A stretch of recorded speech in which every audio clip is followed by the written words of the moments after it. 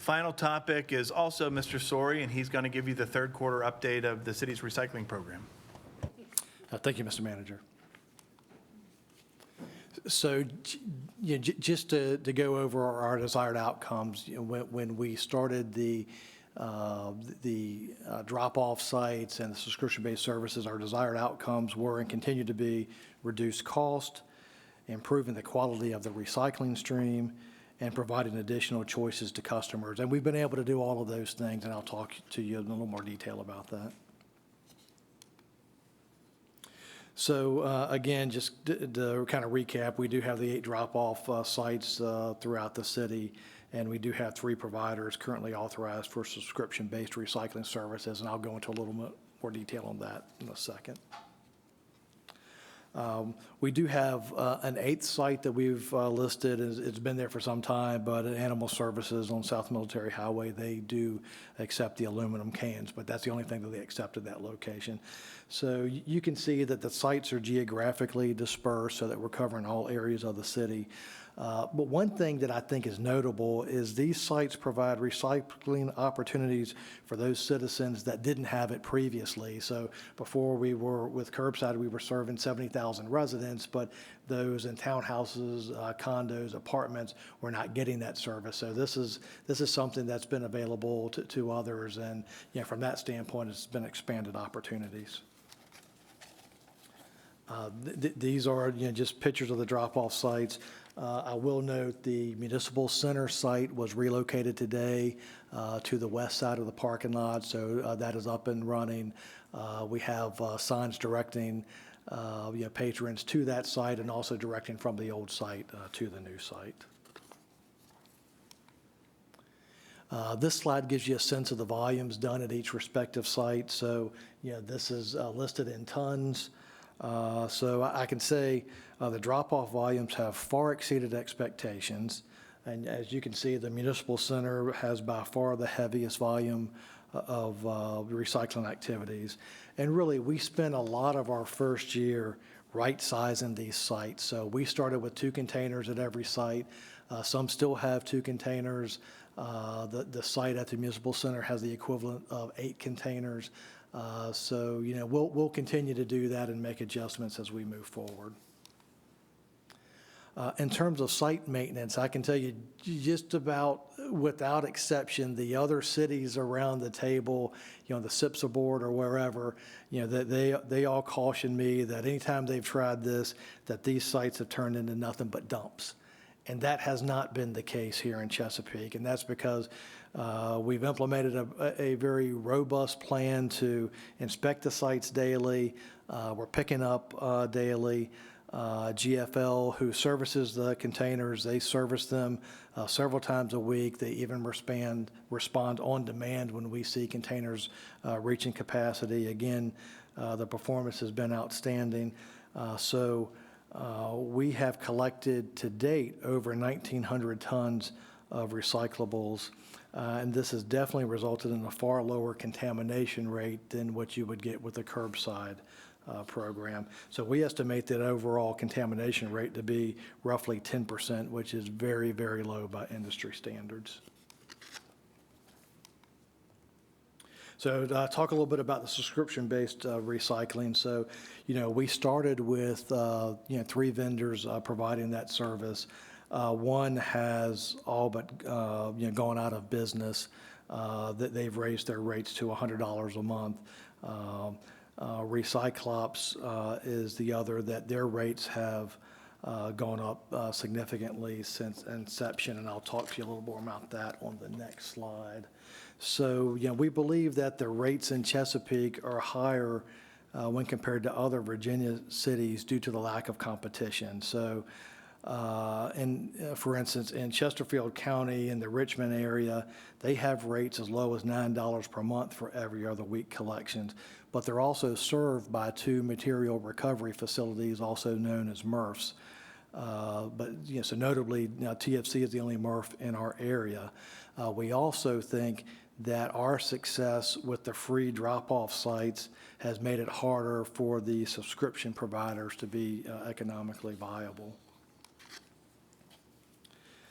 In terms of waste management, there was an impact to our overall operations, and we did end up expanding 20 routes, prior to the termination of the curbside contract to 24 routes. We've been able to staff those with existing staff members.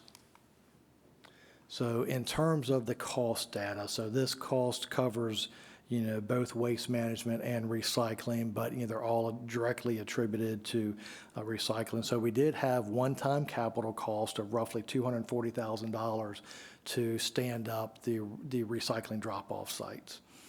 And then our ongoing operating costs, you can see listed here. So it's roughly $355,000 to date for GFL, and again, that's the contractor that services the containers. Our in-house labor has been just over $100,000, and again, that's the site monitoring, the cleanup. We did have to rent some additional trucks to help service the additional demand, and this is a cost that will continue to go down as we get additional trucks, through our fleet replacement program. But you can see those costs at just over $480,000 to date. And then, of course, there's a disposal cost at SIPSA for the additional tonnage, and you can see that at $585,000. So our total cost to date is $1.76 million, but again, that includes the capital cost.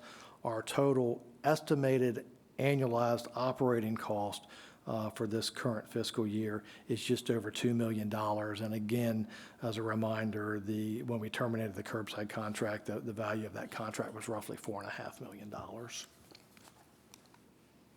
So I do think it's important to give you a comparison to then and now. So in 2021-22, our curbside recycling collections through the curbside program was 12,389 tons, and that's gross tons. So again, we've talked about what was recycled, what wasn't recycled. So approximately 58% of these materials was recycled, but I need to go into some details on that. So 24% was trash based on previous metrics, and then the 18% of glass wasn't recycled in the traditional means, but was ground up and used as cover at the landfill. So through the first 3 quarters of this fiscal year, our recycling collections have been over 2,000 tons. We, just extrapolating that out for the remainder of the year, we think that volume will be roughly 2,800 tons. Now, because, people using these drop-off sites are driving to a site, they're going out of their way a little bit, they're generally recycling, and they're recycling the correct way. So if you're going to take the time to bag up your recyclables and drive them to one of these sites, you're generally going to do it the right way.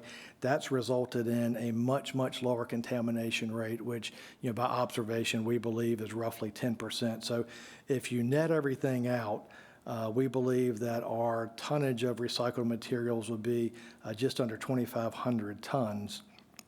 That equates to approximately 35% of what was previously being recycled. And that number may not seem like a big number at first glance, but there were a lot of industry experts that told us we'd never get above 10%. So I'm pleased to report that, that's a very strong volume at the drop-off sites. I do think it's important to talk briefly about advances in recycling technology, because I do think that will change the way that we and the industry does business in the future. So on the near term, we've got the Tidewater Fiber Recovery $80 million facility that will open in December of this year. At that point, the paper materials that we collect at the drop-off sites will then be transported directly to that facility. Certainly be some cost savings to the city in that. But I really see the big opportunity on the horizon being in the area of what are referred to as integrated materials recovery facilities, and again, MRFs, that are using artificial intelligence and optical sorters to get greater efficiencies, and what also provides much greater capacity in sorting. So that allows a lot of things, and this is really with the more advanced systems, but it allows for both municipal solid waste and recyclables to be collected in a single bin system and transported to a central processing facility. That, of course, eliminates redundant truck trips. It maximizes the sorting because in that case, the sorting happens at the facility. It's not happening at the household level. And of course, sorting at the household level has been met with varying degrees of success. And when we first talked about this years ago, that technology was really in the proof of concept stage. Now there are systems operational in Berkeley County, South Carolina, as well as in Montgomery County, Alabama, and they've been operational since 2019.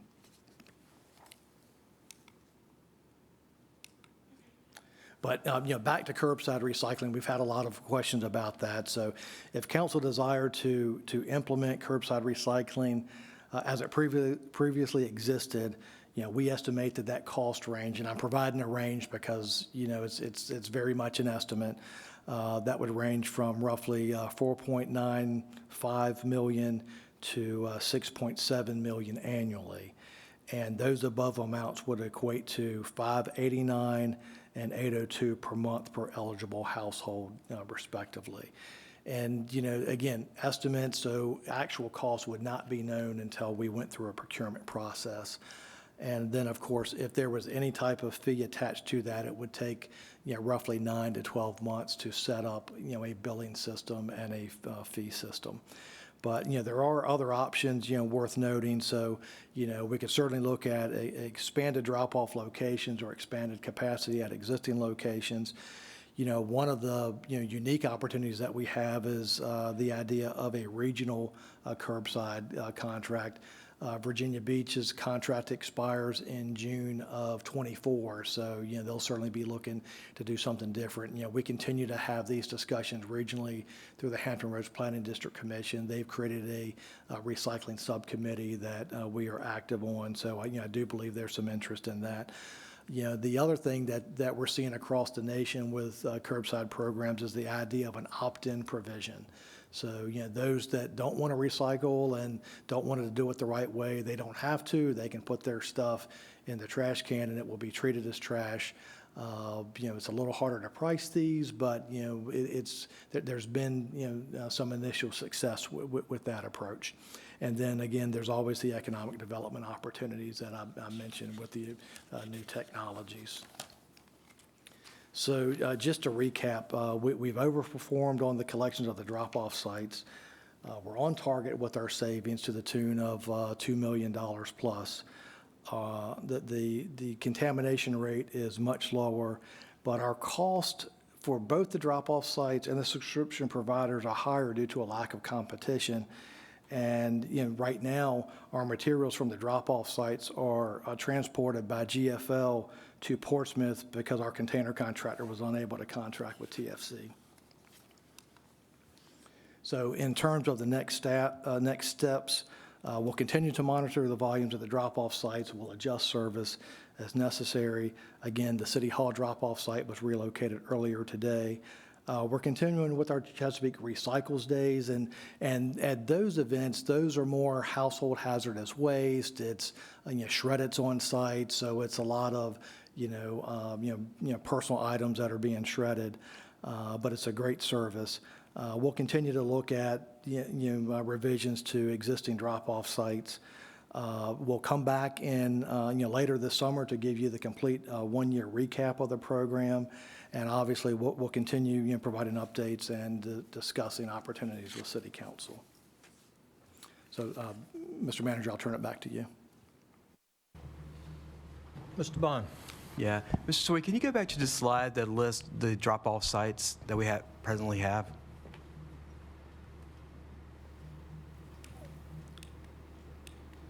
Stop me when I get to the one you're interested in. Yeah. Yeah.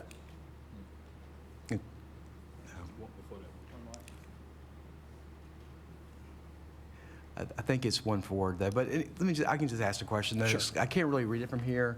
I can read it from here though. So you do have one in Western Branch. What about South Norfolk? Is there any consideration for that community? We have one at the Department of Human Services, and it's a very nice site, it's easily accessible.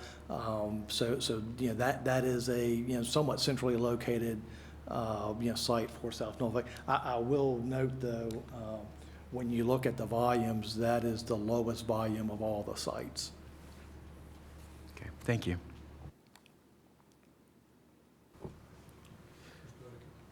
Yes, you said that we had one here at the Municipal Center that's the highest recycling amount that we receive.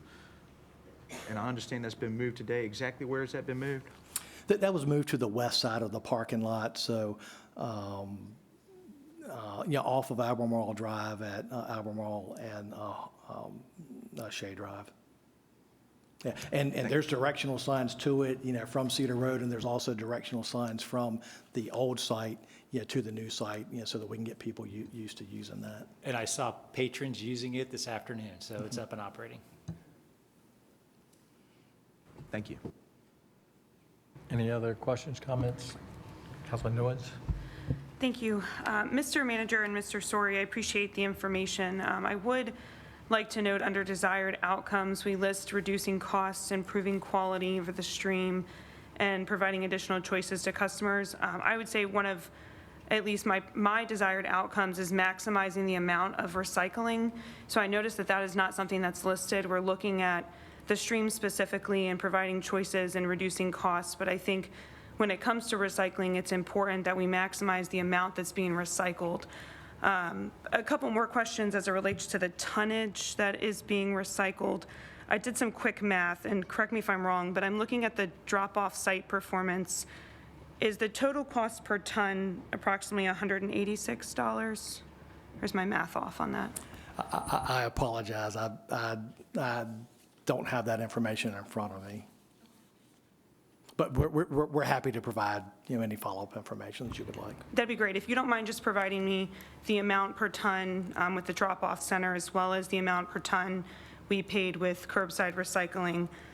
We also mentioned that our quality of our stream is being improved. Do you know, how are we able to quantify that? How do we know that the quality of the stream is being improved for recycling with the drop-off center? So we are at the sites daily. So we're seeing people, bring their recyclables. We're seeing the containers being emptied. We're looking into the containers every single day.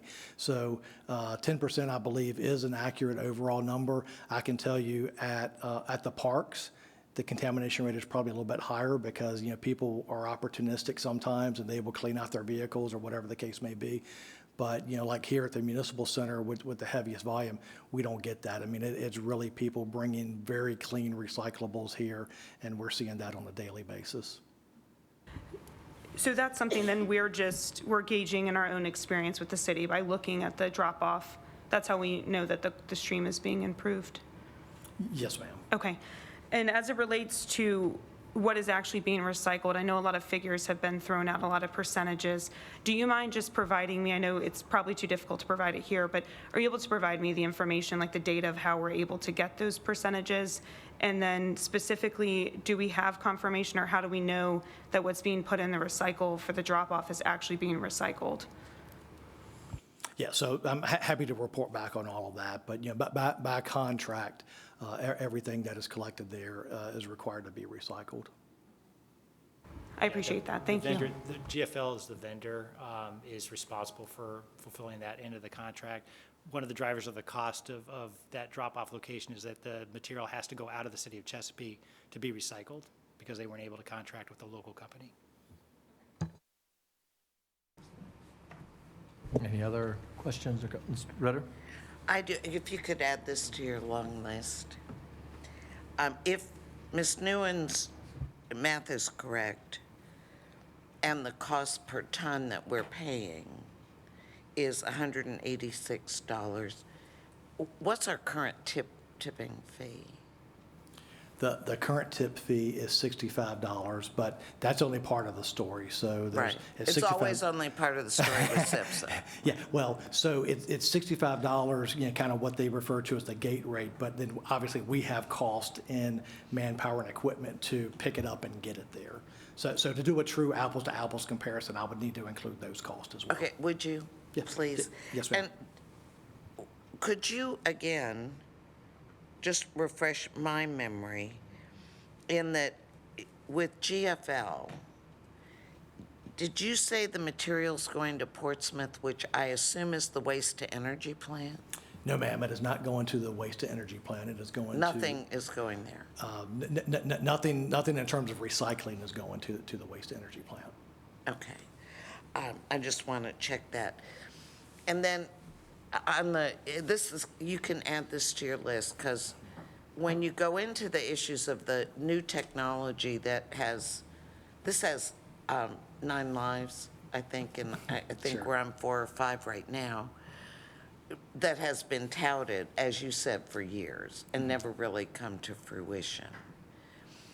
If you could refresh everybody on just the concept from the, let's say, a neutral view of it, Sure. that, you know, not only will take municipal waste and recycling material, it has to have all the waste. And we do have a current contract with SIPSA. All correct, yes, ma'am. So to make something like that work from the developers that we've talked to, it can't be a Chesapeake-only solution. It needs to be a regional solution. I know there's been preliminary discussions with SIPSA. You know, going back to 2015, there were significant discussions with SIPSA, and at the time, SIPSA decided, you know, not to move forward. But yes, it requires, you know, so our all-in number on tonnage is roughly, you know, 140,000 tons a year. You know, these facilities are probably more like, you know, 400,000, you know, tons a year. So it's something bigger than just the city of Chesapeake could deliver. Well, and, you know, I think SIPSA at the time saw it as highly speculative. Correct. Each time it came forward. And I think with something like waste disposal, you run a tremendous risk in anything speculative. So, you know, I understand there's some pluses. It's an impressive idea. But does it work? And if it's only working in 2 places. But anyway, I don't want to argue the point. It's just, I guess we boil it down to this. Curbside recycling was something very popular with the people here in Chesapeake. We had the highest participation rate in the region. And so I hope we can find a way to get back there. It's not a one-way street. And I recognize that, and I recognize a lot of work and effort will have to go into making it affordable and workable. I get that. But I hope we keep an eye on how the people in the city feel. You know, sometimes we have to take a view of that and how we best achieve their satisfaction with what's offered, I think. But I also think our folks in Chesapeake may not realize how very fortunate we've all been to be the only city that has no additional charge other than its real estate taxes for the service, where other cities, I think the lowest they pay, you have this, Mr. Manager, from $11 a month up, and I think Virginia Beach just raised theirs to $27 or $29 a month. $29. Okay, so yes, everybody else is getting the service, but we absorbed that, and we were able to still reduce our real estate tax. So I understand this is like a gymnastics balance beam where we have to be careful and proceed in a thoughtful and reasonable manner, but I always think we should remember what a popular and well-accepted and well-used service it was as we work through this. So, thank you. I didn't mean to go on like that, but, I do have a lot of questions, but if you can add those to Ms. Nguyen's list, and if I can decipher what I wrote, I'll send you some more. I'll be on the lookout for it, and we'll get a response. Yes, ma'am. Well, I agree that there are a lot of, it is a popular, curbside certainly is popular. However, there's a side of, that people aren't willing to pay a tax for something that they choose not to do. So there's that in our city as well. And it was nice that we could do for all those years, not charge an extra fee, but a lot of other things were neglected because of the cost of trash collection and recycling. So I think we have to keep all of that in mind when we talk about the popularity of recycling, curbside, or doing it this way. It's complicated. Well, and I don't disagree. Yes. Because I think we have to remember there's a balance there. Absolutely, right. That was a service that for many years we offered without a fee, and now, thanks to the thoughtfulness of the council and the ability of the manager and his staff to work with the desires of council, we have been able to lower the real estate tax, which I think was probably number one on everybody's list with the assessments. But, that's why I think we're looking forward to what can you come forward that's a compromise? Where can we go to make this possible? And so I know it's going to take a lot of hard work, but I also know that there's no more hardworking and creative staff than exists in this city. So thank you. Certainly appreciate the staff keeping open to all alternatives as time goes by.